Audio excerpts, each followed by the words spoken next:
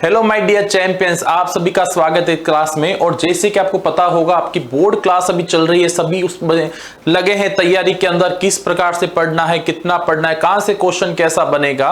तो सबसे इंपॉर्टेंट जो रहता है एसएसटी के अंदर वो रहता है हमेशा टाइमलाइन की बात, है ना। जो प्रमुख घटनाक्रम में कह सकता हूं, जैसे फ्रांसीसी क्रांति कब होती है और नेपोलियन की संहिता कब बनी थी, इमैनुअल द्वितीय जो कब राजा बना था, कब सम्राट घोषित किया गया था उसको, है ना। तो इस प्रकार से ऐसे कुछ टाइमलाइन वाले क्वेश्चन जो होते हैं या घटनाक्रम जो होते हैं प्रमुख, उसमें हमेशा आपको कंफ्यूजन रहता है और बच्चे कहते हैं सर इसमें कौन सा कब याद करना है, कैसे करना है। तो बिल्कुल चिंता नहीं करें, आज हम उस पर ही बात करने वाले हैं। मतलब कि जो मां सरस्वती को मैं नमन करता हूं, फिर बात शुरू करता हूं आज की। मतलब कि आज हम क्लास में पढ़ने वाले हैं, उसमें क्या क्या रहेगा वो सबसे पहले मैं आपको बता देता हूं। आज की क्लास में जो हम पढ़ने वाले हैं उसमें आपके एक होगा बेटा महत्वपूर्ण घटनाक्रम। मतलब कि मैं ये कह सकता हूं जो वेरी इंपॉर्टेंट, जो आपके जो भी टाइमलाइन है, जो कुछ भी ऐसे इवेंट्स वगैरह थे उस पर हम इसमें चर्चा करने वाले हैं। क्लियर। उसके बाद हम देखेंगे इसमें महत्वपूर्ण पुस्तकें, जैसे कि हम कह सकते हैं अमर जीवन जो है वो किसके द्वारा लिखी गई थी, हिंद स्वराज किसके द्वारा लिखी गई थी, गीत गोविंद के रचयिता कौन थे। ऐसे जो भी अब क्वेश्चन बनते हैं, एमसीक्यू वन लाइनर क्वेश्चन बन सकता है, आपके वेरी शॉर्ट टाइप क्वेश्चन बन सकता है, या आपके फिल इन द ब्लैंक्स वाले एक रिक्त स्थान आ सकते हैं, तो उस पर हम चर्चा करेंगे। और फिर कुछ ऐसे फैक्ट देखेंगे बेटा जो बहुत ही इंपॉर्टेंट रहने वाले हैं, ऐसे महत्वपूर्ण तथ्य देखेंगे।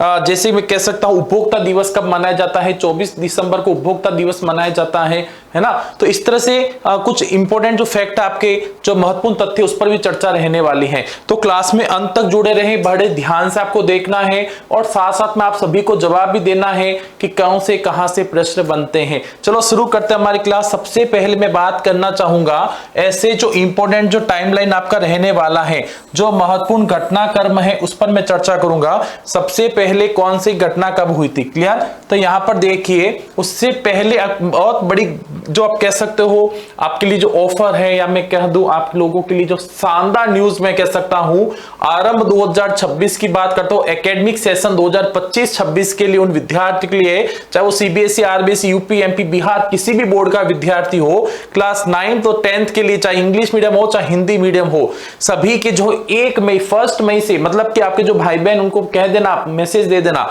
उनको 1 मई से जो है बैच शुरू होने वाला है। और जो स्टैंडर्ड बैच की प्राइस है वो 2,900 रुपए, और जो प्राइम बैच उसकी रहने वाले 3,900 रुपए। ओके। और अभी होली हंगामा ऑफर आ रखा है जो 9 से 22 मार्च तक की रहने वाला है। तो इस हंगामा ऑफर में आप भी साथ में जुड़े। और देखिए विशेष बात इसमें क्या, हंगामा ऑफर की जो विशेष बात है वो भी आपको बता देता हूं। एक इसमें देखो बेटा अप टू 90% तो डिस्काउंट मिलेगा ही, इसके साथ में आपको ये दिया जा रहा है स्क्रीच वाला कूपन, है ना। मतलब कि अप टू 100% कैशबैक आने की भी संभावना है। अब आजमाओ अपनी किस्मत, है ना। किसमें आपके आएगा कैशबैक, लेकिन कितना आएगा, 100% भी आ सकता है। ओके। और इसके अलावा 10% एक्स्ट्रा डिस्काउंट भी आपको मिल जाएगा अगर ये कोड लगाओगे आप, है ना, ये कूपन कोड, इससे आपको 10% एक्स्ट्रा डिस्काउंट भी मिल जाएगा। चलो शुरू करते हैं हमारी बात। सबसे पहले प्रमुख तथ्य, इन एक एक चीज को ध्यान में रखना बेटा, बहुत ध्यान से अच्छे से पढ़ेंगे, विदाउट कोई भी आपका टाइम खराब की, विदाउट वेस्टिंग योर टाइम, बहुत शानदार तरीके से हम पढ़ने वाले हैं। सबसे पहले 1688 को एक घटना होती है जिसमें जो संसद ने क्या किया था, राजतंत्र, राजा से शक्ति छीन ली थी और सारी शक्ति संसद के पास आ जाती इंग्लैंड के अंदर। और ये होती है इंग्लैंड की गौरवपूर्ण क्रांति। क्या होती है, गौरवपूर्ण क्रांति 1688 के अंदर। 1707 में होता है एक्ट ऑफ यूनियन। क्या होता है, एक्ट ऑफ यूनियन होता है 1707 को, और ये होता है इंग्लैंड और स्कॉटलैंड के बीच में। इंग्लैंड और स्कॉटलैंड के बीच में 1707 में एक्ट ऑफ यूनियन होता है। इसी के दौरान United kingdom of great Britain का गठन होता है। नेक्स्ट है 1756 से 63 के बीच में सप्तवर्ष युद्ध चला था। 7 वर्ष तक लगातार जो युद्ध हुआ था, 1756 को शुरू हुआ था और 1763 तक चला था। ये हुआ था इंग्लैंड और फ्रांस के बीच में। किसके बीच में, इंग्लैंड और फ्रांस के बीच में हुआ था। नेक्स्ट है 1769 को नेपोलियन का जन्म हुआ था। किसका, नेपोलियन, जो आगे जाके फ्रांस का सम्राट बन जाता है। नेक्स्ट आगे देखिए आप लोग 1785 के अंदर जैकब ग्रीम का जन्म होता है और 1786 में एक साल बाद ही इनमें विल्हेम ग्रीस का जन्म होता है। ओके, 1789 के अंदर क्या होती है, फ्रांसीसी क्रांति होती है और बास्तिल दुर्ग का पतन होता है। 1797 के अंदर नेपोलियन का इटली पर आक्रमण होता है और नेपोलियन युद्धों की शुरुआत होती है। नेपोलियन युद्धों की शुरुआत होती है 1797 में। 1801 के अंदर आयरलैंड को बलपूर्वक यूनाइटेड किंगडम में शामिल किया जाता है। आयरलैंड को किसमें मिला दिया जाता है, यूनाइटेड किंगडम में, यूके के अंदर मिला दिया गया। आयरलैंड को किसके अंदर मिला दिया गया, यूके के अंदर मिला दिया गया। कब, 1801 के अंदर। क्लियर। नेक्स्ट देखिए आगे, आगे कह रहा 1804 के अंदर नागरिक संहिता बना दी गई। इससे हम क्या कह सकते हैं, नेपोलियन की संहिता भी कहा जाता है और सिविल कोड भी कहा जाता है। सिविल कोड भी कहा जा सकता है या आप इसे नेपोलियन कोड भी कह सकते हो। क्या कह सकते हो, Napoleon code. Okay, Napoleon code, civil code, Napoleon संहिता, नागरिक संहिता एक ही होती है 1804 में। वेरी इंपॉर्टेंट आप इसको कह सकते हैं। 1807 में जूसेफ मैस्नी का जन्म होता है और 1814-15 में वियना कांग्रेस, नेपोलियन का पतन होता है। कब होता है, वाटरलू के युद्ध के अंदर। एक वाटरलू का युद्ध होता है 1815 में, इसमें नेपोलियन की हार हो जाती है और 1815 के अंदर ही क्या होता है, वियना सम्मेलन होता है। क्या होता है, वियना सम्मेलन। ओके, क्या होता है, वियना सम्मेलन होता है। नेक्स्ट देखिए, वियना सम्मेलन में है ना, कहते हैं ना, वियना सम्मेलन की मेजबानी किसने की थी, ऑस्ट्रिया के राजकुमार ने की थी, मेटरनिक ने।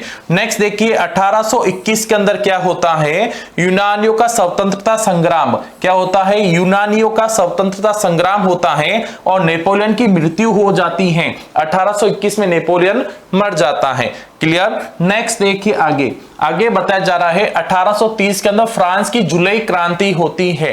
फ्रांस की जुलाई क्रांति कब होती है, 1830 के अंदर होती है। 1831 में क्या होता है, 1831 के अंदर मैत्सनी ने यंग इटली का एक संगठन बनाया था, गुप्त संगठन। क्या था ये, गुप्त संगठन था, क्योंकि हम जानते हैं बेटा जो मैत्सनी था पहले कार्बोनेरी संगठन का सदस्य था। मैत्सनी पहले किसका था, एक कार्बोनेरी गुप्त संगठन का सदस्य था, लेकिन इसके द्वारा लिगुरिया में क्रांति कर दी जाती है। कहां पर, लिगुरिया में क्रांति कर दी जाती है। इसी वजह से इसको कार्बोनेरी संगठन की सदस्यता खत्म कर दी जाती है, इसको बाहर निकाल दिया जाता है। और इसके पश्चात इसने दो संगठन बनाए थे। एक तो बनाया था इसने यंग इटली नाम से, एक क्या बनाया था, यंग इटली, एक बनाया यंग यूरोप। क्या बनाया था, यंग यूरोप। एक मार्साई में बनाया गया था, एक बर्न के अंदर बनाया गया था। ओके, एक मार्साई में, एक बर्न के अंदर बनाया गया था। नेक्स्ट देखिए 1832 में, वेरी इंपॉर्टेंट, क्या होता है, इस दिन कुस्तुनतुनिया की संधि होती है और यूनान को एक स्वतंत्र राष्ट्र की मान्यता दे दी जाती है। अब यूनान की स्वतंत्रता की शुरुआत कब होती है, 1821 को होती है। यूनान के अंदर जो स्वतंत्रता संग्राम है वो कब शुरू होता है, 1821 में शुरू होता है। और इसको आजादी कब मिलती है, 1832 में मिलती है, कुस्तुनतुनिया की संधि के तहत। यूनान पर किसका अधिकार था बेटा, ऑटोमन साम्राज्य का अधिकार था। नेक्स्ट देखिए 1834 में क्या होता है, 1834 के अंदर जोल्वेरेन शुल्क संघ की स्थापना होती है। एक शुल्क संघ था बेटा, जोल्वेरेन एक शुल्क संघ था जिसकी स्थापना 1834 में होती है। क्लियर है। नेक्स्ट देखिए आगे, और इसकी पहल कौन करता है, प्रस्ता के द्वारा इसकी पहल की जाती है। नेक्स्ट है 1848 में क्या होता है, इसमें फ्रांस में क्रांति होती है। और ये क्रांति करने वाले कौन होते हैं, ये क्रांति करने वाले ऐसे व्यक्ति हैं जो आर्थिक रूप से बहुत ही परेशान हैं, चाहे वो कारीगर हैं, चाहे औद्योगिक मजदूर हैं, चाहे किसान हैं, चाहे कोई बगावत करने वाला मध्यम वर्गीय है, ये सभी जो है बहुत परेशान हो जाते हैं और 1848 में क्रांति कर देते हैं। इसे उदारवादी क्रांति भी कह सकते हैं। और 1852 में होता है केबूर। केबूर जो है वो सार्डिनिया, पिंडमांड और सेवोय राज्य का प्रधानमंत्री बना। केबूर का प्रधानमंत्री बनता है 1852 में। क्लियर। 1854 और 56 में क्रीमिया का युद्ध होता है। कौन सा युद्ध होता है, क्रीमिया का युद्ध 1854 और 56 में होता है। नेक्स्ट देखिए आगे 1861 की प्रमुख घटना, 1861 की प्रमुख घटना होती है इमैनुअल द्वितीय को एकीकृत इटली का राजा घोषित किया जाता है। मतलब कि इटली जो अलग अलग 7 राज्यों में बटा हुआ था उसको एक कर दिया जाता है और इमैनुअल द्वितीय को क्या बना दिया जाता है, इसका राजा बना दिया जाता है 1861 में। नेक्स्ट 1866 के अंदर ऑस्ट्रिया प्रशियन युद्ध होता है। ऑस्ट्रिया और प्रशियन युद्ध कब होता है, 1866 में होता है। नेक्स्ट 1870 में फ्रैंको एशियन युद्ध होता है और इटली का एकीकरण पूर्ण होता है। देखो इटली का एकीकरण पूर्ण कब होता है, 1870 में होता है बेटा। और इमैनुअल द्वितीय को इटली का राजा कब बना दिया जाता है, 1861 में बना दिया जाता है। ठीक है, 1871 के अंदर जर्मनी का एकीकरण पूर्ण होता है और जर्मन साम्राज्य की स्थापना की जाती है। मतलब कि इटली का जो पूर्ण रूप से एकीकरण 1870 में और जर्मनी का 1871 में होता है। क्लियर। नेक्स्ट देखिए आगे 1914 में क्या होता है, प्रथम विश्व युद्ध होता है और किसके बीच में होता है बेटा, धुरी और मित्र राष्ट्रों के मध्य होता है। धुरी मतलब केंद्र शक्तियां और इसके साथ कौन होते हैं, मित्र राष्ट्र होते हैं। कौन होते हैं, धुरी और मित्र राष्ट्र के मध्य लड़ा जाता है। 1914 को शुरू होता है और 1918 तक लड़ा जाता है। क्लियर। और 1918 के पश्चात इसके साथ एक संधि जो होती है ना, उसी संधि के तहत जो जर्मनी है उसके साथ अपमानजनक संधि की जाती है। ओके, वाइमर है ना, वाइमर गणराज्य के साथ जो संधि होती है अपमानजनक संधि होती है और इसी वजह से द्वितीय विश्व युद्ध भी फिर घटित होती है ऐसी घटना। नेक्स्ट देखिए 1928 में इंग्लैंड के पार्लियामेंट एक्ट ने स्त्रियों को मतदान का अधिकार दिया। मतलब कि इंग्लैंड में जो महिलाएं हैं उनको मतदान का अधिकार कब मिला था, 1928 में। 1848 में एक फ्रांसीसी कलाकार फेडरिक सोरियो ने 4 चित्रों की एक श्रृंखला बनाई। हमने देखा था ना, एक स्वतंत्रता देवी खड़ी है जिसके एक हाथ में मशाल है और दूसरे हाथ में क्या है, मानव अधिकारों का घोषणा पत्र है। उसके सामने जो है निरंकुश शासकों के जो कह सकते हैं जो ध्वंस बिखरे में पड़े हैं वहां पर, और साथ में ही वहां पर कई सारे देश जो है वो कतार में खड़े हैं स्वतंत्रता प्राप्त करने के लिए, जबकि स्विट्जरलैंड अमेरिका जो उस मूर्ति से आगे निकल चुके, उनकी जो आजादी मिल चुकी है। और उसके सामने देखा है आसमान में जो है फरिश्ते भी दिखाई देते हैं, संत भी दिखाई देते हैं। मतलब कि वहां पर जो है वो सभी आशीर्वाद दे रहे हैं और एकता का सूचक भी बताया जा रहा है।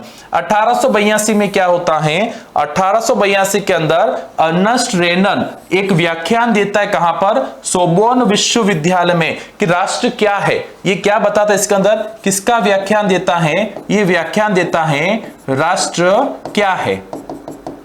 ओके, इस पर व्याख्यान देता है कहां पर, सोबोर्न विश्वविद्यालय में 1882 के अंदर। और अर्नस्ट रेनन का जन्म कब होता है, 1823 में इसका जन्म होता है। क्या होता है, इसका जन्म होता है। और 1892 में इसकी क्या होती है, मृत्यु होती है। क्या होती है, इसकी मृत्यु होती है। क्लियर, क्योंकि यहां से प्रश्न पूछ सकता पूछने वाला तो। ओके, नेक्स्ट देखिए आगे जो पूछा जा रहा है, राष्ट्रवाद की पहली स्पष्ट अभिव्यक्ति किसमें देखी जा सकती है, 1789 की फ्रांसीसी क्रांति में देखी जा सकती है। एक जर्मन पंचांग का मुख्य पृष्ठ किसने तैयार किया था, एंड्रीवास रेबमान ने किया था। कब किया था, 1798 में तैयार किया था। और ये कहां का रहने वाला था, मेंज का रहने वाला था। कहां का रहने वाला था, मेंज शहर का रहने वाला था। ओके, कौन, एंड्रीवास रेबमान, जो मेंज शहर का रहने वाला था, जिसने 1798 के अंदर एक जर्मन पंचांग जो तिथि पत्र था उसका मुख्य पृष्ठ इसने तैयार किया था। चित्र के साथ एक नारा भी दिया था इसने। क्या नारा दिया था, ये किसका नारा बेटा, ये रेबमान का नारा है। ये नारा किसका है, रेबमान का। और ये क्या नारा देता है इसके अंदर, ये कहता है लोगों को अपनी आजादी मुट्ठी में कर लेनी चाहिए। क्या कहता है, लोगों को अपनी आजादी अपनी मुट्ठी में कर लेनी चाहिए और आप लोगों को भी आपका जो कहते हैं ना ड्रीम 100 का जो सपना है वो आपकी मुट्ठी में कर लेना है। 1813 के अंदर लाइप्सिग की लड़ाई लड़ी गई थी। कौन सी लड़ाई, लाइप्सिग की लड़ाई लड़ी गई थी, जिसमें एक चित्रकार ने चित्र बनाया जिसमें नेपोलियन को डाकिये के रूप में दिखाया गया था और उसमें एक पूरे पत्र बिखरते दिखाई दे रहे हैं और वो इसमें क्या संकेत दे रहा है कि नेपोलियन के हाथ से एक एक राज्य निकलता जा रहा है। ओके, तो लाइप्सिग की लड़ाई जो है इसमें कौन शामिल था, नेपोलियन था, नेपोलियन। क्लियर। नेक्स्ट देखिए 1905 के अंदर हैब्सबर्ग और ओटोमन साम्राज्य में स्लाव राष्ट्रवाद मजबूत होता है। यूनानियों को आजादी के लिए संघर्ष, ये मैंने बता दिया था। यूनानियों ने अपने स्वतंत्रता के लिए 1821 में शुरुआत की थी और 1832 में यूनान को आजादी मिल चुकी है ना। यूनान क्या हो जाता है, यूनान स्वतंत्र हो जाता है। कब? 1832 में हो जाता है। कौन सी संधि होती है? कुस्तुनतूनिया की संधि, है ना। कौन सी संधि होती है? कुस्तुनतूनिया। ओके, इस संधि के तहत जो है यूनान को आजादी मिल जाती है। नेक्स्ट देखिए अंग्रेज कवि था लॉर्ड बायरन, जिसने युद्ध के लिए बहुत सारा धन भी दिया था और 1824 में इसकी मृत्यु हो जाती है। इसकी मृत्यु कब हो जाती है? 1824 में लॉर्ड बायरन की मृत्यु हो जाती है। अगला देखिए नेक्स्ट कह रहा है 1845 की घटना, जिसमें सिलेशिया में बुनकरों ने क्या किया था? ठेकेदार के खिलाफ विद्रोह कर दिया था। मतलब कि सिलेशिया के अंदर जो बुनकर थे उन्होंने अपने ठेकेदार के खिलाफ कब विद्रोह किया था? 1845 में विद्रोह कर लिया था। 1860 के अंदर गैरीबोल्डी ने दक्षिण इटली की तरफ एक्सपीडिशन ऑफ द 1000 लोगों का अभियान, 1000 लोगों का अभियान चलाया गया था। किसके द्वारा? गैरीबोल्डी के द्वारा। मोस्ट इंपोर्टेंट क्वेश्चन है, ध्यान रख लेना। ओके, ये तो आपके मोस्ट इंपोर्टेंट क्वेश्चन है भाई। गैरीबोल्डी के द्वारा एक अभियान चलाया गया, तो उस अभियान का क्या नाम था? 1000 लोगों का अभियान, एक्सपीडिशन ऑफ द 1000। ओके, और ये जो सेना थी रेड शर्ट्स के नाम से लोकप्रिय थी। कौन से शर्ट? रेड शर्ट के नाम से लोकप्रिय थी। और गैरीबोल्डी ने आंदोलन चलाया था किसकी तरफ? दक्षिणी इटली की तरफ चलाया गया था। क्लियर है ना? ये पूरा बहुत अच्छे से आप एक बार देख लेना। नेक्स्ट देखिए अगला, महात्मा गांधी 1915 को भारत लौटे थे। इससे पहले वो कहां पर थे? इससे पहले महात्मा गांधी दक्षिण अफ्रीका थे। और वो कब आ जाते हैं? 9 जनवरी को। ओके, 9 जनवरी 1915 को भारत लौटते हैं। 1917 के अंदर उन्होंने बिहार के चंपारण इलाके का दौरा किया था। वहां पर जो किसान हैं, नील के विद्रोह, है ना, नील विद्रोह कह सकते हो, नील की खेती के खिलाफ। मतलब कि किसान जो नील की खेती नहीं करना चाहते थे, लेकिन अंग्रेज उनसे जबरदस्ती नील की खेती करवा रहे थे। इसी वजह से उन्होंने आंदोलन किया था किसानों ने, और महात्मा गांधी बिहार पहुंच गए थे। क्लियर? उसी समय देखो 1917 के अंदर खेड़ा गुजरात के अंदर भी किसानों के द्वारा सत्याग्रह किया जाता है, और सत्याग्रह के अंदर महात्मा गांधी भी भाग लेते हैं। और ये जो सत्याग्रह था वो था अधिक लगान की वजह से, है ना। जो लोगों से क्या लिया जा रहा था? अधिक लगान लिया जा रहा था, उसके खिलाफ विद्रोह था। ओके, अधिक लगान लिया जा रहा था, उसके खिलाफ विद्रोह किया जा रहा था। उसी समय 1918 के अंदर जो गांधी जी पहुंच गए थे कहां पर? अहमदाबाद। अहमदाबाद में जो मिल मजदूर थे उन्होंने सत्याग्रह किया था बेटा, हड़ताल कर बैठ गए थे। और हड़ताल किस लिए थी बेटा? प्लेग बोनस के लिए। किसके लिए थी बेटा? जो प्लेग के लिए जो बोनस देने का वादा किया था वो नहीं दे रहा था। प्लेग बोनस के लिए इन्होंने हड़ताल कर दी थी, है ना। बोनस के लिए मजदूरों ने हड़ताल की थी। महात्मा गांधी वहां पर पहुंचे थे 1918 में। नेक्स्ट देखिए अगला, मार्च 1919 के अंदर बंबई में खिलाफत समिति का गठन किया जाता है। खिलाफत समिति का गठन किसके द्वारा किया जाता है? तो मोहम्मद अली और शौकत अली के द्वारा। किसके साथ में? मोहम्मद अली और शौकत अली, ये दोनों भाई हैं। ओके, शौकत अली। अली बंधु कहा जाता है? इनको किस नाम से जाना जाता है? अली बंधु के नाम से जाना जाता है। इनके द्वारा मार्च 1919 में बंबई में खिलाफत समिति का गठन किया जाता है। नेक्स्ट देखिए, प्रसिद्ध पुस्तक हिंद स्वराज जो है वो 1909 में महात्मा गांधी के द्वारा लिखी जाती हैं। और दिसंबर 1920 के अंदर कांग्रेस का एक अधिवेशन होता है नागपुर के अंदर, है ना। दिसंबर 1920 में कांग्रेस का जो नागपुर अधिवेशन होता है, और इसी अधिवेशन के अंदर असहयोग कार्यक्रम पर सहमति बनती है, इसको स्वीकार किया जाता है। और अगले ही महीने मतलब कि जनवरी 1921 के अंदर असहयोग खिलाफत आंदोलन शुरू किया जाता है। कब किया जाता है? जनवरी 1921 में शुरू किया जाता है। क्लियर? नेक्स्ट देखिए अगला, जून 1920 में जवाहरलाल नेहरू ने अवध के गांव का दौरा किया था। कहां पर? अवध में, है ना। और अवध में जो था वो बाबा रामचंद्र बेटा, है ना, जो किसानों के नेता थे बाबा रामचंद्र। तो जवाहरलाल नेहरू पहुंचते हैं जून 1920 में। जून 1920 में अवध जाते हैं और वहीं पर अक्टूबर 1920 को, कब, अक्टूबर 1920 को वहां पर जवाहरलाल नेहरू, बाबा रामचंद्र दोनों मिलकर क्या करते हैं, वहां पर अवध किसान सभा का गठन करते हैं। किसका गठन करते बेटा, अवध किसान सभा का। तो यहां से बहुत अच्छा प्रश्न बन सकता है, अवध किसान सभा का गठन कब किया जाता है, इसका गठन कब किया जाता है, तो आप लिख देना अक्टूबर, कब किया जाता है, अक्टूबर 1920 में किया जाता है। किसके द्वारा किया जाता है, नेहरू, जवाहरलाल नेहरू भी थे और साथ में कौन थे, बाबा रामचंद्र। कौन थे, बाबा रामचंद्र, जो पहले गिरमिटिया मजदूर के रूप में काम कर चुके थे, है ना, जो फिजी के अंदर गिरमिटिया मजदूर के रूप में काम कर चुके थे। इन दोनों ने मिलकर और बहुत सारे लोगों ने मिलकर क्या किया था, अवध किसान सभा का गठन किया था।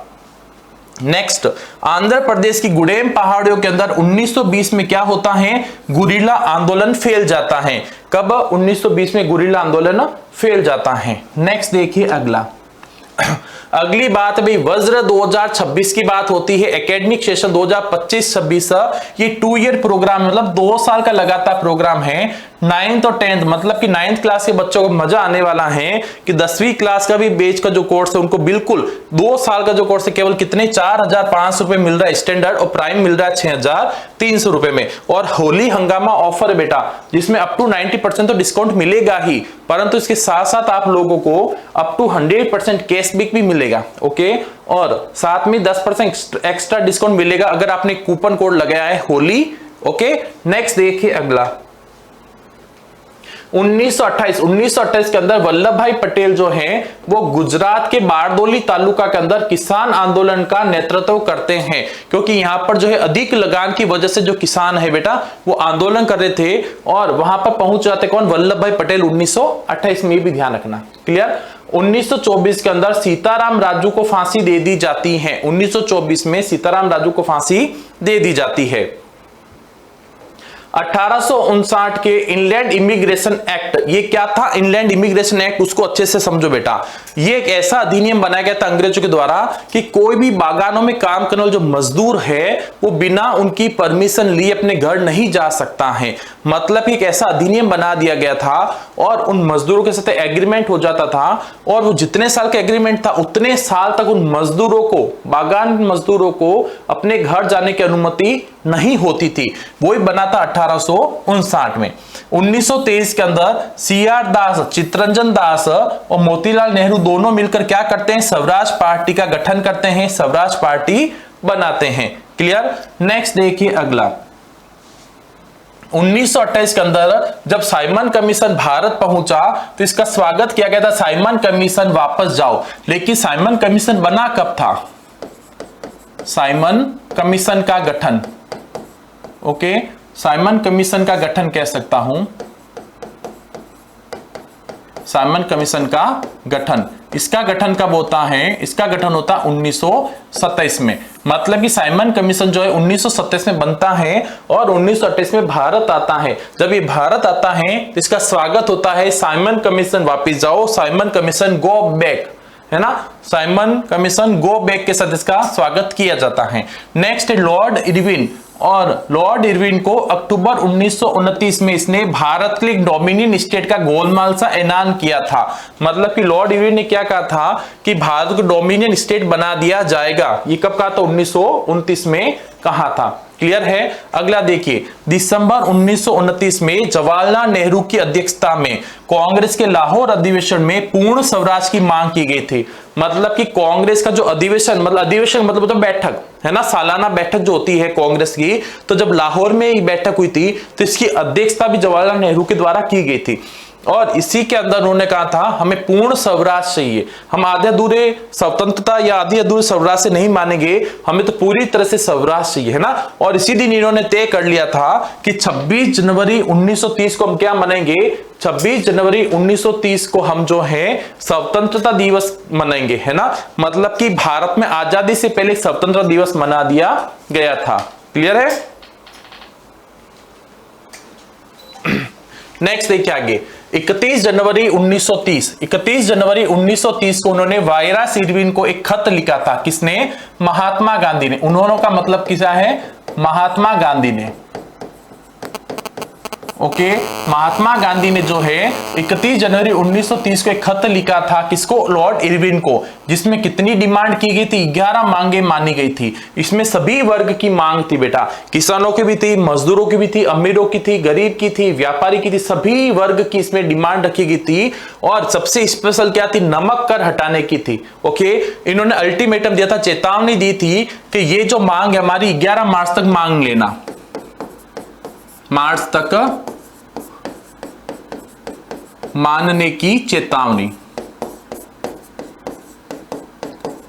मतलब कि महात्मा गांधी ने कह दिया था ये जो मेरी डिमांड है ये आपको कब तक पूरी करनी होगी? 11 मार्च तक पूरी कर लेना, ठीक है। 11 मार्च इन्होंने मांग पूरी नहीं की तो महात्मा गांधी ने सेकंड क्या कदम उठाया बेटा? 12 मार्च को दांडी यात्रा शुरू, 12 मार्च को दांडी यात्रा शुरू कर दी थी इन्होंने, दांडी यात्रा प्रारंभ। ओके, क्योंकि महात्मा गांधी ने स्पष्ट कह दिया था जो मेरी डिमांड है वो 11 मार्च तक कंप्लीट हो जानी चाहिए। अगर 11 मार्च तक आप नहीं पूरा किया तो मैं क्या करूंगा? आंदोलन शुरू करूंगा। उन्होंने 12 मार्च को क्या किया था? दांडी यात्रा की शुरुआत कर दी थी। 1928 में दिल्ली में जो फिरोज शाह कोटला मैदान है वहां पे एक बैठक हुई थी और इसमें हिंदुस्तान सोशलिस्ट रिपब्लिक आर्मी, जिसे HSRA की स्थापना की गई थी। हिंदुस्तान सोशलिस्ट रिपब्लिक आर्मी की स्थापना 1928 में होती है और दिल्ली में होती है। ओके, नेक्स्ट देखिए, इसकी स्थापना किसके द्वारा की जाती है? इसकी जो स्थापना की जाती है, इसकी स्थापना किसके द्वारा की जाती है? भगत सिंह, जतीन दास और अजय घोष इसमें शामिल थे। अजय घोष, जतीन दास और भगत सिंह इसमें शामिल थे। ये भी आपकी इंपोर्टेंट हो जाता है बेटा, ये भी आपके लिए इंपोर्टेंट हो जाता है। 1929 में भगत सिंह और बंटू केशव दत्त ने लेजिस्लेटिव असेंबली में बम फेंका था। क्या फेंका था? बम फेंका था भगत सिंह और बंटू केशव दत्त ने 1929 में। और इन्होंने क्या बोला था अभी आपके बताऊंगा मैं आगे, देखो फैक्ट्स में बताऊंगा वो लोग आपको। 1920 के अंदर भारतीय औद्योगिक एवं व्यवसायिक कांग्रेस, मतलब कि Indian industrial and commercial Congress का गठन किया जाता है। और 1927 में फिक्की का गठन किया जाता है। फिक्की का मतलब है federation of Indian chamber of commerce and industries, मतलब कि भारतीय वाणिज्य उद्योग परिसंघ की स्थापना जो है 1927 में की जाती है। क्लियर? नेक्स्ट देखिए, 1930 में रेलवे कामगार की हड़ताल होती है और 1932 में गोदी कामगार, गोदी का मतलब जो बंदरगाह पर काम करने वाले हैं, है ना, जो बंदरगाह पर काम करने वाले हैं उनके द्वारा हड़ताल का आयोजन किया जाता है। 1930 में रेलवे कामगार, 1932 में गोदी कामगार के द्वारा हड़ताल की जाती है। अगला देखिए, 1930 में अंबेडकर दलित वर्ग एसोसिएशन की स्थापना करते हैं। कब? 1930 में अंबेडकर के द्वारा दलित वर्ग एसोसिएशन की स्थापना की जाती है। मार्च 1930 के अंदर गांधी जी दांडी में नमक कानून का उल्लंघन करके सविनय अवज्ञा आंदोलन शुरू करते हैं। लेकिन सविनय अवज्ञा आंदोलन के आपको ये तो देखो आपके बुक में लिखा हुआ है, अगर फैक्ट अगर पूछे तो सविनय अवज्ञा आंदोलन की शुरुआत कब होती है? 6 अप्रैल 1930 से होती है। 6 अप्रैल 1930 से शुरू किया जाता है। ठीक है, सितंबर 1932 में पूना पैक्ट होता है, पूना संधि होती है, पूना समझौता होता है। ये समझौता किसके बीच में होता है? महात्मा गांधी और BR अंबेडकर के बीच में होता है। महात्मा गांधी और इसमें होता है BR अंबेडकर के बीच में होता है। ठीक है ना, क्योंकि इसमें जो BR अंबेडकर साहब इन्होंने कहा था जो दलित वर्ग है उनके लिए अलग से चुनाव करवाने की इन्होंने मांग की थी, लेकिन महात्मा गांधी का अलग से चुनाव नहीं करवाकर इनके लिए सीटों का आरक्षण कर दिया जाएगा, है ना। तो इसी बात पर दोनों के बीच समझौता हो जाता है सितंबर 1932 में। भारत माता की छवि, भारत माता की जो छवि बनाई गई थी सबसे पहले वो बंकिम चंद्र चट्टोपाध्याय के द्वारा बनाई गई थी। सबसे पहले देखो, एक तो भारत माता की सबसे पहला चित्र किसके द्वारा बनाया गया था? बंकिम चंद्र चट्टोपाध्याय के द्वारा। क्लियर? अगर ये पूछे कि भारत माता की छवि किसने बनाई थी, सन्यासिनी के रूप में किसने दर्शाया था, वो अबिंद्रनाथ घोष ने दर्शाया था। ओके, नेक्स्ट किसने? देखो शुरुआत तो इन्होंने कर दी थी, कंप्लीट किसने किया? अबिंद्रनाथ घोष ने किया था। अगला देखिए नेक्स्ट आप 1870 के दशक में बंकिम चंद्र चट्टोपाध्याय मातृभूमि की स्तुति के रूप में वंदे मातरम गीत लिखा था। वेरी इंपॉर्टेंट, इसमें देख लेना 2 क्वेश्चन बन सकते हैं। एक तो बंकिम चंद्र चट्टोपाध्याय ने मातृभूमि की स्तुति के रूप में वंदे मातरम गीत कब लिखा था? 1970 के दशक में। और वंदे मातरम की रचना किसने की थी? बंकिम चंद्र चट्टोपाध्याय ने। क्लियर? और इनके एक उपन्यास भी था आनंद मठ। ये आनंद मठ के लेखक कौन है? तो बंकिम चंद्र चट्टोपाध्याय। क्लियर? और ये जो गीत है ये किसमें है? आनंद मठ में संकलित किया गया है। क्लियर? मतलब कि वंदे मातरम गीत जो है वो कौन से उपन्यास में है? तो आनंद मठ में है। आनंद मठ के लेखक कौन है? बंकिम चंद्र चट्टोपाध्याय। वंदे मातरम के कौन है? बंकिम चंद्र चट्टोपाध्याय। क्लियर? अब है यही गीत, ये जो गीत है बेटा ये सब आपस में कनेक्टेड है। ओके, ये सब जुड़े हुए हैं। और यही गीत जो है, यही गीत वंदे मातरम गीत कब गाया गया था? तो बंगाल में जो स्वदेशी आंदोलन हो रहा था, बंगाल के अंदर जो स्वदेशी आंदोलन था इसके अंदर बहुत खूब गाया जा रहा था गीत। क्लियर? रविंद्रनाथ टैगोर ने भारत माता की छवि को चित्रित किया, मतलब कि भारत माता की छवि जो एक सन्यासिनी के रूप में दिखाई गई है ना, सन्यासिनी के रूप में जो दिखाई गई है ना, ये एकदम से शांत, बिल्कुल एकदम से शांत स्वभाव में दिखाई गई हैं। वो किसने बने थी? बिल्कुल आपके रविंद्रनाथ टैगोर ने बने थी। अगला देखिए नेक्स्ट, 1921 में गांधी जी ने भी स्वराज का झंडा तैयार किया था। स्वराज का झंडा कब तैयार किया था? महात्मा गांधी ने 1921 में किया गया था। क्लियर है ना? अब इसमें भी देखो 3 रंग का था ये। ओके है ना, ये भी 3 रंग का था। सहला नाम से इसको कह सकते हो, सहला, सफेद, हरा और लाल रंग का था। क्लियर? वर्धा के अंदर, वर्धा मुंबई, इसमें 14 जुलाई 1942 को भारत छोड़ो आंदोलन का प्रस्ताव पारित किया गया था। जब कांग्रेस की इसमें बैठक होती है, उसी बैठक में भारत छोड़ो आंदोलन का जो प्रस्ताव है वो 14 जुलाई 1942 में 1942 के अंदर वर्धा मुंबई में इसको पारित किया जाता है। और 8 अगस्त 1942 के अंदर बंबई में जब अखिल भारतीय कांग्रेस समिति के प्रस्ताव का समर्थन किया था। एक तो प्रस्ताव पारित किया, एक समर्थन किया बेटा, दोनों में अंतर देखना। यहां पर क्या है आपके? पारित किया गया है, और यहां पर क्या है? समर्थन किया था। क्लियर? मतलब कांग्रेस कार्य समिति इसका प्रस्ताव पारित कर दिया, लेकिन अखिल भारतीय कांग्रेस समिति ने मिलकर इसको क्या किया था? समर्थन दिया था 8 अगस्त 1942 में। और इसको शुरू कब किया गया था? ये प्रारंभ कब होता है? 9 अगस्त 1942। 9 अगस्त 1942 को जो है ये आंदोलन प्रारंभ हो जाता, शुरू हो जाता है। और ये अंतिम भारी आंदोलन था आजादी से पहले। ठीक है, नेक्स्ट देखिए अगला। अगला है गांधी जी ने इसी में, कौन से बेटा? भारत छोड़ो आंदोलन में, भारत छोड़ो आंदोलन में महात्मा गांधी जो नारा दिया था, ओके, छोड़ो आंदोलन, इसी आंदोलन में महात्मा गांधी के द्वारा एक प्रसिद्ध नारा दिया गया था, करो या मरो का नारा दिया गया था। 1845 से 1849 के बीच में आइरिश के अंदर आलू अकाल पड़ा था, आलू का अकाल पड़ा था, जिसमें लगभग 10 लाख लोग मारे गए थे। क्लियर? नेक्स्ट देखिए अगला। अगला है जैविक युद्ध। विंथोप ने मई 1734 के अंदर लिखा था कि छोटी चेचक जो है वो उपनिवेशकारों के लिए ईश्वर का वरदान है। अफ्रीका में 1890 के दशक में एक पशु प्लेग था, रिंडर पेस्ट, वो फैल गया था, जिससे 90% पशुओं की मौत हो गई थी। अनुबंधित मजदूरी 1921 में खत्म कर दिया गया था। 1921 में पूरी तरह से अनुबंधित जो मजदूरी थी, गिरमिटिया जिसे मजदूर कहा जाता था, उनको पूरी तरह से हटा दी गई, प्रथा खत्म कर दी गई थी 1921 में। नेक्स्ट देखिए, आर्थिक महामंदी की शुरुआत कब होती है? 1929 में होती है। आर्थिक महामंदी की शुरुआत कब होती है? 1929 में होती है। अब इसके बारे में कुछ प्रमुख फैक्ट बेटा उसको ध्यान रखना, ठीक है ना। इसमें क्या होता है, आर्थिक महामंदी क्यों होती बेटा? अधिक उत्पादन के कारण। क्या होती है? अधिक उत्पादन के कारण, अधिक उत्पादन के कारण। ओके, इस आर्थिक महामंदी की शुरुआत का क्या कारण था? अधिक उत्पादन होना। क्लियर? इसका सर्वाधिक प्रभाव किस पर हुआ था? सर्वाधिक प्रभाव किसान वर्ग पर हुआ था। अगर वर्ग पूछे तो सर्वाधिक प्रभाव किसान वर्ग पर, किसान वर्ग पर। क्लियर? अगर ये पूछे कौन से देश पर हुआ तो सर्वाधिक प्रभाव अमेरिका पर। ठीक है ना, सर्वाधिक प्रभाव किस पर हुआ था? देश पूछा अगर तो अमेरिका पर, सबसे अधिक प्रभाव अमेरिका पर।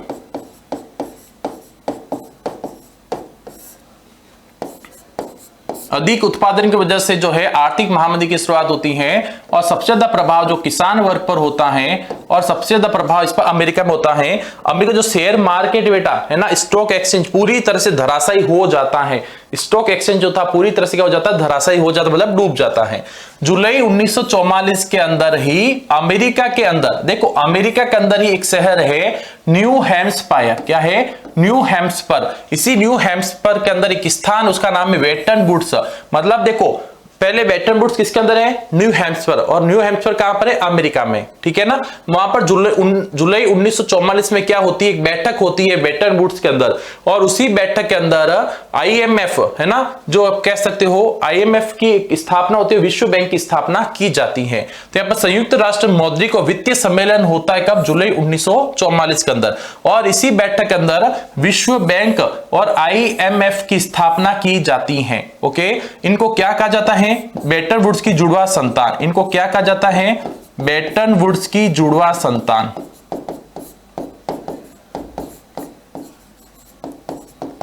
जुड़वा संतान, ठीक है, वेटन वुड्स की जुड़वा संतान कहा जाता है इन दोनों को, ठीक है ना। तो यही है आईएमएफ, अंतरराष्ट्रीय मुद्रा कोष और विश्व बैंक, अंतरराष्ट्रीय मुद्रा कोष और विश्व बैंक, इनको वेटन वुड्स की जुड़वा संतान कहा जाता है। 1944 के जब बैठक के अंदर इनकी स्थापना की जाती है, परंतु ये दोनों जो है 1947 में काम शुरू करते हैं। इनका काम कब शुरू होता है, औपचारिक रूप से इनका काम शुरू होता है आपके 1947 के अंदर। क्लियर। नेक्स्ट देखिए अगला है चीन की क्रांति कब होती है। चीनी क्रांति जो है 1949 में होती है। ईटी पॉल म्यूजिक कंपनी जो है वो वर्ष 1900 के अंदर अपनी एक किताब प्रकाशित करती है, और उस किताब का जो जिल्द होता, कवर पेज होता, उस पर लिखा था नई सदी का उदय, है ना, डॉन ऑफ सेंचुरी लिखा होता है। जेम्स फोर्ड के द्वारा 1871 के अंदर एक इंजन को पेटेंट करा लिया था, और ये पेटेंट करा गया इंजन किसका था बेटा, ये इसके एक दोस्त के द्वारा ही बनाया गया था। इस मॉडल का उत्पादन उनके दोस्त उद्योगपति मैथ्यू बुल्टन ने किया था। इसका किसने किया था बेटा, मैथ्यू बुल्टन के द्वारा इसको बनाया गया था। इसको पेटेंट किसने करा दिया, जेम्स वॉट ने करा 1871 के अंदर। नेक्स्ट देखिए अगला, स्पिनिंग जेनी का आविष्कार किसने किया था। इसका आविष्कार किया था जेम्स हरग्रीव्स के द्वारा बनाई गई थी। कब, 1764 के अंदर। ये मोस्ट इंपोर्टेंट है बेटा, ये आ सकता है आपके। क्लियर। 1772 के अंदर ही ईस्ट इंडिया कंपनी के अफसर हेनरी पतुलो ने कहा था कि भारतीय कपड़े की जो मांग है वो कभी कम नहीं हो सकती। क्यों, क्योंकि दुनिया के किसी और देश में इतना अच्छा माल नहीं बनता है, मतलब कि भारत के जितना अच्छा कपड़ा कहीं नहीं बनता है, इसलिए इसकी डिमांड कभी कम नहीं हो सकती। 1811 और 12 में सूती माल का हिस्सा कुल निर्यात में 33% था, परंतु 1850-51 तक आते आते केवल कितना रह गया था, 3% रह गया था, इतना कम हो गया था। अगला है बंबई में पहली कपड़ा मिल की स्थापना कब होती है, 1854 में होती है। और देश भारत के अंदर पहली जूट मिल जो है वो 1855 में बने जाती रिसरा नामक स्थान पर, कलकत्ता में होती बेटा ना। कलकत्ता का जो है, अभी कोलकाता कहते हैं इसको अभी तो वर्तमान में। ओके, तो कलकत्ता के रिसरा नामक स्थान पर, कहां पर, रिसरा, कलकत्ता रिसरा नामक स्थान पर इसकी की जाती है। ओके, उत्तरी भारत में जो एल्गिन मिल है 1860 के दशक में कानपुर के अंदर खुलती है। 1874 के अंदर मद्रास में पहली कताई और बुनाई मिल खुली गई थी। ओके, 1874 के अंदर। तो ये सारा पैनल बहुत इंपॉर्टेंट हो जाता है, यहां से एक प्रश्न आपको जरूर देखने को मिलेगा बोर्ड परीक्षा में। अगला देखो, अगला आपके है प्रगति 2026, मतलब कि जो प्रगति करना चाहते हो जीवन में, चाहे वो आर्ट्स स्ट्रीम का बच्चा है, CBSE, RBC, UP, MP, Bihar board, किसी भी बोर्ड का है, उसकी क्लास 11, 12 वाले चाहे हिंदी इंग्लिश मीडियम के हो, इसका स्टैंडर्ड कोर्स जो वो केवल मिलेगा 3600 रुपए में, और प्राइम बेस जो है वो मिलेगा 4600 रुपए में। और जो होली हंगामा चल रहा है बेटा, उसमें अप टू 90% डिस्काउंट तो है, उसके अलावा आपको अप टू 100% कैशबैक भी मिल सकता है, और होली कूपन कोड लगाते आपको 10% एक्स्ट्रा डिस्काउंट भी मिलेगा। क्लियर। नेक्स्ट देखिए अगली हम बात करेंगे हमारे प्रमुख पुस्तकों की बात करेंगे, इंपॉर्टेंट बुक्स जो है उसकी हम बात करेंगे, कौन कौन इसके राइटर है उसकी हम चर्चा यहां पर करने वाले हैं। सबसे पहले देखिए हम किताबें की बात करते हैं, ये जरूर इसमें एक क्वेश्चन देखने को आपको मिलेगा, बुक के बारे में बेटा ध्यान रख लेना। क्लियर? सबसे पहले पारंपरिक चीनी पुस्तक कौन सी है? एक्कॉर्डियन पुस्तक है, जो एक्कॉर्डियन शैली में लिखी गई थी। बौद्ध मिशनरी के द्वारा कौन सी पुस्तक लिखी जाती है? डायमंड सूत्र। ये किसकी बेटा? जापान की है। किसकी है? जापान की सबसे पुरानी पुस्तक है जो 868 ईस्वी में लिखी गई थी। ओके, सबसे पुरानी कह सकते हो जापान की कौन सी पुस्तक है? डायमंड सूत्र। नेक्स्ट देखिए, कितागावा उतामारो के द्वारा लिखी गई पुस्तक कौन सी है? उकियो। मतलब कि ये देखो बेटा, ये आप कह सकते हो ये लेखक है आपके, ऑथर है। ओके, और ये क्या है? पुस्तकें हैं। पुस्तकें व शैली भी है, पुस्तकें भी इसके अंदर और शैली भी मैं बता रहा हूं साथ साथ में। क्लियर? चल धातु प्रकार से मूवेबल, मूवेबल जो है चल धातु प्रकार से मुद्रित विश्व की सबसे पुरानी कोरी पुस्तक कौन सी है? जिगजी है। ओके, मार्टिन लूथर किंग के द्वारा लिखी गई थी 95 थीसिस, और ये इंपॉर्टेंट हो जाती है बहुत ज्यादा। ग्रीम ब्रदर्स के द्वारा पारंपरिक लोक कथाओं का संकलन किया गया था, और जयदेव के द्वारा कौन सी पुस्तक लिखी गई थी? गीत गोविंद। ये ध्यान रख लेना बेटा, ये मोस्ट इंपोर्टेंट आपके है। जयदेव कौन सी लिखती है? गीत गोविंद लिखी जाती हैं। और नेक्स्ट देखिए, जेम्स ऑगस्टस हिक्की के द्वारा कौन सी लिखी जाती है? बंगाल गजट। क्लियर? गंगाधर भट्टाचार्य के द्वारा भी बंगाल गजट, लेकिन ये भारतीय भाषा में। ये समाचार पत्र बेटा, ये दोनों क्या है? ये दोनों ही आपके समाचार पत्र हैं। ठीक है ना, ये दोनों ही क्या है? समाचार पत्र हैं। थोड़ा सा कलर पेन चेंज कर दो, आपको दिखेगा आराम से। ये क्या बेटा? ये समाचार पत्र हैं।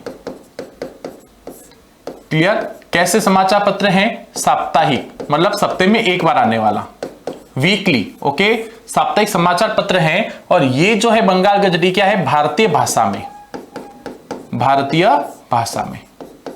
क्लियर? क्योंकि वो अंग्रेजी भाषा में है। ये कैसी है? अंग्रेजी भाषा में है। ये अंग्रेजी भाषा की थी बेटा। ओके, हिक्की के द्वारा लिखी गई अंग्रेजी भाषा की थी, जबकि ये जो गंगाधर भट्टाचार्य के द्वारा लिखी गई थी भारतीय भाषा में। राम मोहन राय के द्वारा संवाद कौमुदी लिखी गई थी 1921 में। कब लिखी गई थी? 1921 में। नेक्स्ट है रस सुंदरी देवी। रस सुंदरी देवी के द्वारा लिखी गई थी अमर जीवन। क्लियर? ज्योतिबा फुले के द्वारा लिखी गई है गुलामगिरी। बाल गंगाधर तिलक के द्वारा लिखी गई है केसरी। सुमेसर के द्वारा लिखी गई स्मॉल इज ब्यूटीफुल। ओके, और महात्मा गांधी की हिंद स्वराज जो 1909 में लिखी जाती है। कब? 1909 में लिखी जाती है पुस्तक हिंद स्वराज। क्लियर? चलो, ये किताबों की बात हो जाती बेटा। पुस्तकों की अब देखो, एक तो आपकी सारी बुक जो अलग अलग ढूंढनी पड़ती बेटा, कौन सी चैप्टर में कौन सी बुक के बारे में बताया गया है, कौन सी चैप्टर में कौन सा डेट है, पूरी डेट शीट में लेके आ गया, टाइमलाइन वाला पूरा। ओके, और सारी किताबों का संग्रह आपको लेके आ चुका है यहाँ पर। इसके अलावा कुछ है ही नहीं आपकी किताबें वगैरह बेटा। ठीक है ना? तो मतलब इतना ही आपको याद करना होगा, ये बुक्स आपको देखनी होगी। नेक्स्ट देखिए, हम बात करेंगे कुछ इंपोर्टेंट फैक्ट्स के ऊपर। ओके, जो आपके बहुत ही महत्वपूर्ण फैक्ट है, इंपोर्टेंट फैक्ट है, उस पर मैं चर्चा कर रहा हूं। नेक्स्ट देखो, संसाधन संरक्षण की वकालत सबसे पहले किसने की थी? 1968 में। संसाधन संरक्षण की वकालत जो है वो क्लब ऑफ रोम के द्वारा 1968 में की जाती है। और 1974 के अंदर सुमेसर ने किताब लिखी थी स्मॉल इज ब्यूटीफुल, और ये भी किसके ऊपर थी बेटा? प्रकृति के ऊपर ही थी। 1987 के अंदर ब्रुटलैंड आयोग के द्वारा एक रिपोर्ट दी जाती है। ओके, और इसी रिपोर्ट को जब जारी किया जाता है, हमारा साझा भविष्य के नाम से किया जाता है। किस नाम से जारी होती है? हमारा साझा भविष्य। इस नाम से इस रिपोर्ट को जारी किया जाता है। ठीक है? नेक्स्ट, रियो डी जेनेरो में जो है प्रथम पृथ्वी सम्मेलन होता है, और ये सबसे इंपॉर्टेंट है। ये सबसे इंपॉर्टेंट है, प्रथम पृथ्वी सम्मेलन कब आयोजन होता है? 1992 में होता है, 1992 में होता है, और रियो डी जेनेरो में होता है। इस शहर कहां पर है? ये ब्राजील के अंदर है, और ये सबसे ज्यादा इंपॉर्टेंट हो जाता है, मोस्ट इंपॉर्टेंट हो जाता है। 100 राष्ट्र अध्यक्ष ने इसमें भाग लिया था, 100 देशों के राष्ट्र अध्यक्ष इसमें भाग लिया था। एजेंडा 21 में इसमें तैयार किया गया था। राष्ट्रीय वन नीति 1952 के तहत कितने भाग पर वन होना चाहिए? 33% भाग पर वन होना अनिवार्य है। भारत में कितना प्रतिशत भूमि या कितना करोड़ भूमि जो है, हेक्टेयर भूमि जो है निम्नीकृत है, मतलब किसमें कह सकते हो उपयोग क्षमता कम हो चुकी है, इसकी उत्पादन क्षमता कम हो चुकी है। तो 13 करोड़ हेक्टेयर भूमि जो है निम्नीकृत हो चुकी है। इसमें से 28% जो भूमि है बेटा, ये आपके वनों के अंतर्गत आती है, और 56% भूमि जो है वो जल अपर्दित है, जल के द्वारा अपर्दन इसका होता है। लेटेराइट मिट्टी के अंदर जो पीएच मान जो है वो कितना होता है ना 6। कितना है इसका पीएच मान, ध्यान रखना, लेटेराइट मिट्टी का पीएच मान होता है आपके 6। ओके, नेक्स्ट देखिए आगे, विश्व की सारी जैव उपजातियों का भारत में कितना प्रतिशत पाया जाता है, तो भारत में 8% पाया जाता है। कहां पर, भारत में पूछ रहा है ये, भारत में, कहां पर पूछ रहा है, भारत में। भारतीय वन्य जीव अधिनियम कब पारित किया गया था, 1972 में किया गया था, क्लियर। और 1973 में प्रोजेक्ट टाइगर की शुरुआत की गई थी, है ना, बाघ परियोजना की शुरुआत की जाती है 1973 में। मध्य प्रदेश में स्थायी वनों का सर्वाधिक क्षेत्र है, लगभग मध्य प्रदेश के 75% भाग पर क्या है, वन आच्छादित है, क्लियर। अगला देखिए नेक्स्ट आपके अलवर जिले के 5 गांवों के लोगों ने मिलकर 1200 हेक्टेयर वन भूमि को भैरवदेव डाकघर सेंचुरी घोषित किया था। भारत में संयुक्त वन प्रबंधन कार्यक्रम की शुरुआत जो कब होती है, 1988 में होती है।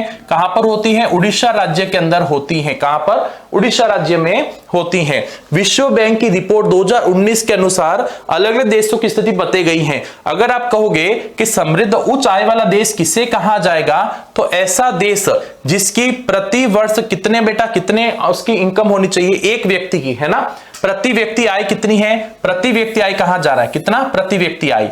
अगर किसी देश में 49,300 यूएस डॉलर प्रति वर्ष अगर आय है किसी व्यक्ति की, तो वो देश कैसा कहलाएगा, उच्च आय वाला देश कहलाएगा। अगर किसी देश के अंदर प्रति व्यक्ति प्रति वर्ष जो आय है वो 2,500 यूएस डॉलर से कम है, इससे भी कम है, तो निम्न आय वाला देश कहलाएगा। परंतु अगर किसी की 2,500 यूएस डॉलर से अधिक है और 49,300 से कम है बेटा, तो वो क्या कहलाएगा, मध्य आय वाला देश कहलाएगा। और भारत कैसा है, मध्य आय वाला देश है, क्योंकि भारत में प्रति व्यक्ति प्रति वर्ष कितनी इनकम बताई गई है, 6,590 यूएस डॉलर बताई गई है। तो भारत किस में आता है बेटा, मध्य आय वाले देश में आता है। किस में आता है, मध्य आय वाला देश। भारत किस में आएगा, मध्य आय वाला देश में आएगा, क्लियर। मतलब कि जिस देश के वहां के नागरिकों की, जिस देश के व्यक्ति की अगर 49,300 यूएस डॉलर से अधिक प्रति वर्ष यूएस डॉलर से, मतलब कि एक व्यक्ति की, देखो ये तीनों फैक्ट अच्छे समझ लो बेटा, यहां पे आपको कंफ्यूजन होगा।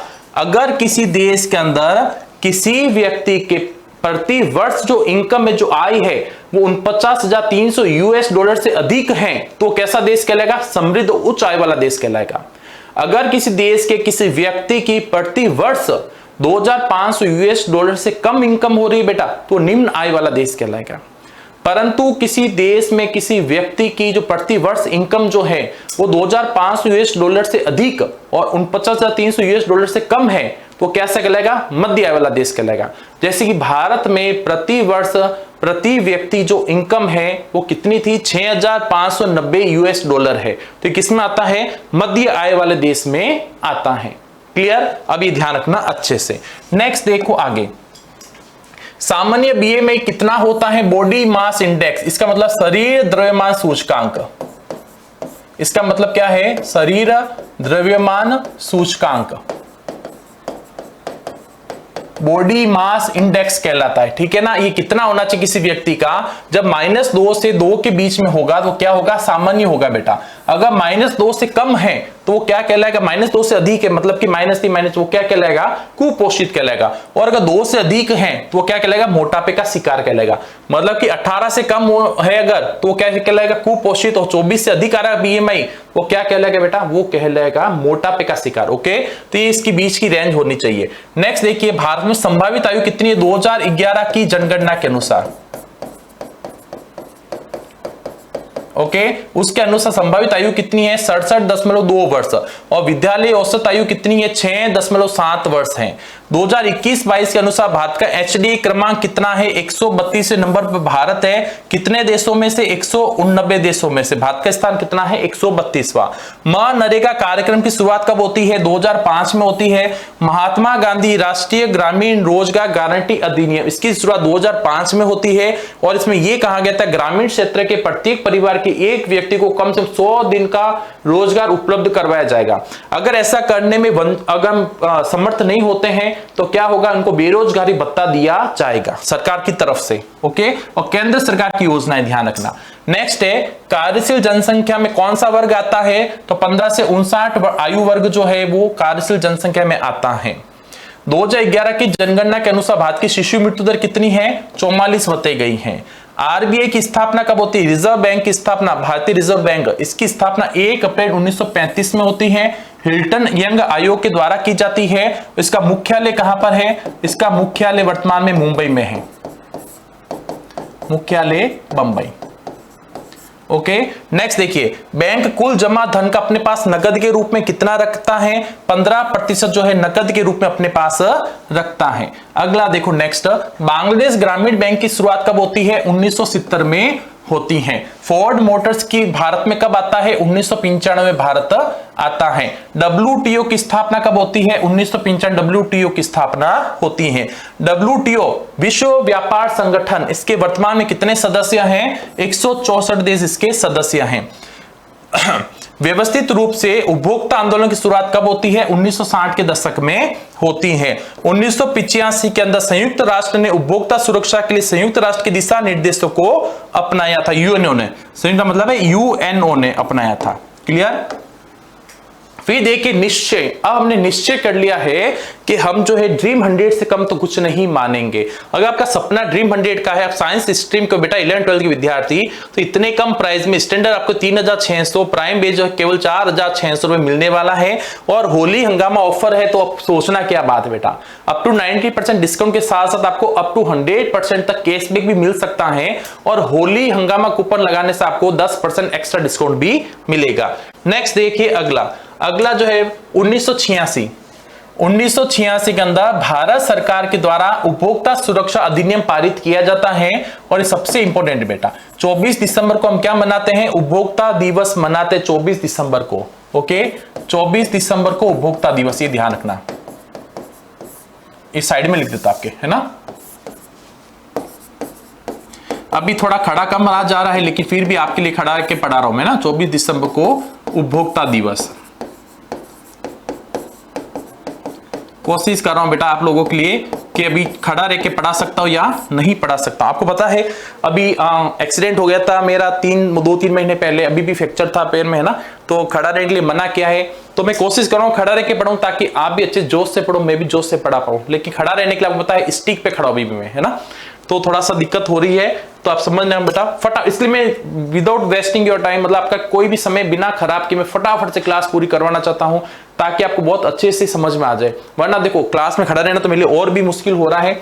मैं फटाफट निवेदना चाहता हूं ताकि आप आराम से सब फैक्ट समझ जाओ बेटा।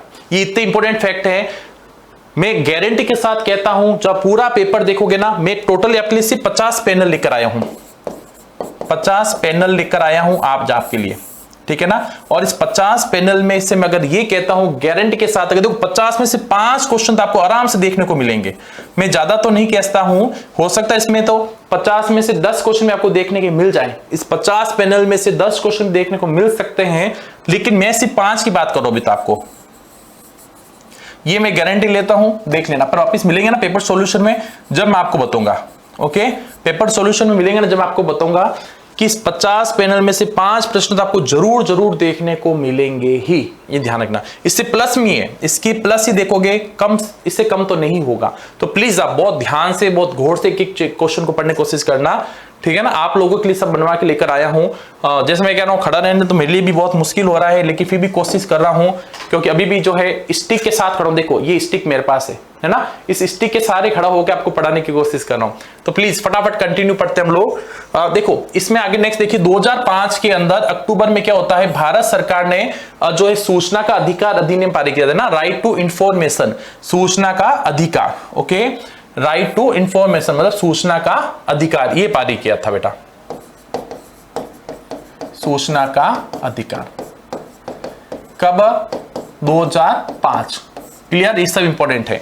अब देखो अगर आप उपभोक्ता न्यायालय में जाना चाहते हो, और जो विवाद की राशि है बेटा, अगर विवाद की राशि 1 करोड़ तक है, अगर कोई 1 करोड़ तक के विवाद की सुनवाई जो होती है वो कहां पर होती है, जिला स्तर पर उपभोक्ता न्यायालय में होती है। अगर विवाद की राशि 1 करोड़ से अधिक और 10 करोड़ से कम है, मतलब कि 1 से 10 करोड़ के बीच की है, तो इसकी सुनवाई आपके होगी राज्य स्तर पर, राज्य आयोग में होगी। कहां पर होगी, राज्य आयोग में। परंतु अगर जो मामला है वो 10 करोड़ से अधिक का है, 10 करोड़ से अधिक का मामला होगा तो इसकी सुनवाई कहां पर होगी, राष्ट्रीय आयोग पर होगी, राष्ट्रीय स्तर पर इसकी सुनवाई होती है। 24 दिसंबर को भारत में राष्ट्रीय उपभोक्ता दिवस के रूप में मनाया जाता है। क्लियर। नेक्स्ट देखिए, मेटरनिक का ये इंपॉर्टेंट है। मेटरनिक ने कथन कहा था, हमारी सामाजिक व्यवस्था का सबसे खतरनाक दुश्मन कौन है, जुसेफ मैस्नी है। किसको कहा था, जुसेफ मैस्नी को कहा था। किसने, मेटरनिक ने। क्या कहा था, ये हमारे समाज का सबसे खतरनाक दुश्मन है। और मेटरनिक का एक प्रसिद्ध कथन है। क्या कथन है मेटरनिक ना, उसने कहा था, एक टिप्पणी की थी कि जब फ्रांस छींकता है तो पूरे यूरोप को सर्दी जुकाम हो जाता है। जर्मन दार्शनिक योहान ग्रॉडफ्रिट, सच्ची जर्मनी संस्कृति उसके आम लोगों में निहित है। ये किसने कहा था, ग्रॉडफ्रिट ने कहा था कि सच्ची जर्मनी संस्कृति कहां पर है, यहाँ के लोगों में ही है ना, जर्मनी के लोगों में ही है। ग्रीम बंधु फ्रांस के वर्चस्व को जर्मन संस्कृति के लिए खतरा मानते थे। ग्रीम बंधु फ्रांस के वर्चस्व को खतरा मानते थे। किसके लिए मानते थे, जर्मनी संस्कृति के लिए खतरा मानते थे। भगत सिंह ने कहा था, क्या कहा था, हम बम और पिस्तौल की उपासना नहीं करते हैं बल्कि समाज में क्रांति चाहते हैं। और इन्होंने कहा था क्रांति, इन्होंने कहा बेटा, क्या कहा था, क्रांति मानव जाति का जन्मजात अधिकार है जिसका अपहरण नहीं किया जा सकता। स्वतंत्रता प्रत्येक मनुष्य का जन्मसिद्ध अधिकार है। ये किसने कहा बेटा, ये कथन आपके किसके हैं, ये भगत सिंह के हैं। ओके, नेक्स्ट देखिए अगला, मद्रास के नटेशा शास्त्री, मद्रास की नटेशा शास्त्री के द्वारा the folklores of southern India नाम से एक तमिल लोक कथा का विशाल संकलन 4 खंडों में प्रकाशित किया था। कितने खंडों में, 4 खंडों में। बंगाल में स्वदेशी आंदोलन हुआ था जहां पर एक झंडा तैयार किया गया था, तिरंगा झंडा। वो था हरा पीला लाल, हपीला। कैसा था, हपीला। ओके, हरा पीला और लाल। इसी झंडे के अंदर क्या क्या विशेषता है, इसमें 8 प्रांतों को बताने के लिए कमल के 8 फूल थे और हिंदू मुसलमानों का प्रतिनिधित्व करते हुए इसमें एक आपको अर्धचंद्र दर्शाया गया है। क्लियर। नेक्स्ट देखिए, स्टैनली एक पत्रकार, स्टैनली कौन थे, एक पत्रकार थे और खोजी भी थे, जिसको हेरल्ड ने भेजा था। किस लिए भेजा था, अफ्रीका भेजा था। क्या अफ्रीका जाकर लिविंगस्टन की खोज करो। किसकी खोज करो, लिविंगस्टन की खोज करो। ये एक मिशनरी था, लिविंगस्टन मिशनरी था जो अफ्रीका गया लेकिन वापस मिला ही नहीं। तब हेरल्ड ने कहा था स्टैनली को, आप अफ्रीका जाओ और लिविंगस्टन को खोज कर लेकर आओ। रास्ताफारियनवाद क्या है, एक विद्रोही धर्म है ना, विद्रोही धर्म है। और ये कब प्रसिद्ध हुआ था, रेगे गायक जो बार्ब मॉर्ले है उसने इसको ख्याति पर पहुंचा दिया था, रास्ताफारियनवाद को। त्रिनिदाद और गुयाना में मशहूर चटनी म्यूजिक, चटनी म्यूजिक कहां पर प्रसिद्ध है, त्रिनिदाद और गुयाना में। ओके, और फिर देखिए T model car, T model है ना, टी मॉडल कार जो है इसका व्रत पद्धति से उत्पादन करने वाली पहली कार है। मतलब जब हमने कहा था ना एक कन्वेयर बेल्ट लगाया गया था, वो असेंबली लाइन में जो है बहुत तेजी से काम हो रहा था फोर्ड मोटर्स में, और सबसे पहली कार टी मॉडल नाम की बनाई गई थी। वेडन वुड्स में एक सम्मेलन होता है 1944 के अंदर, और इसी के अंदर 2 संस्थाओं का गठन होता है, विश्व बैंक और अंतरराष्ट्रीय मुद्रा कोष की स्थापना होती है, जिसे जुड़वा संतान कहा जाता है। अंतरराष्ट्रीय पुनर्निर्माण विकास बैंक है ना, इसकी भी इसमें स्थापना की जाती है। नेक्स्ट देखिए, विनिमय दर जो है 2 प्रकार की होती है। विनिमय दर कितने प्रकार की होती है, 2 प्रकार की होती हैं। एक स्थिर विनिमय दर, एक होती है आपकी परिवर्तनशील विनिमय दर। क्लियर। अब बात करते हैं नेक्स्ट, स्टेपलर। स्टेपलर कौन थे बेटा, स्टेपलर होगा ये, स्टेपलर। स्टेपलर किसे कहा जाता था, जो ऊन के रेशों को अपने हिसाब से स्टेपल करता था। फूलर कौन था, ऐसा व्यक्ति जो फूल करता था, मतलब कि चुन्नटों के सारे कपड़े को समेटता था। कार्डिंग क्या है, एक प्रक्रिया है। क्या होती है प्रक्रिया, जिसमें कपास और ऊन आदि को रेशों की कताई के लिए तैयार किया जाता है।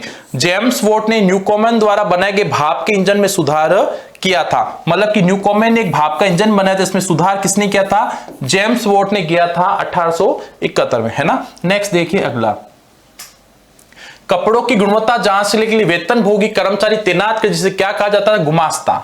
ये गुमास्ता कौन थे बेटा, वेतनभोगी कर्मचारी थे जो कपड़ों की गुणवत्ता की जांच करते थे, क्वालिटी चेक करते थे कपड़ों की।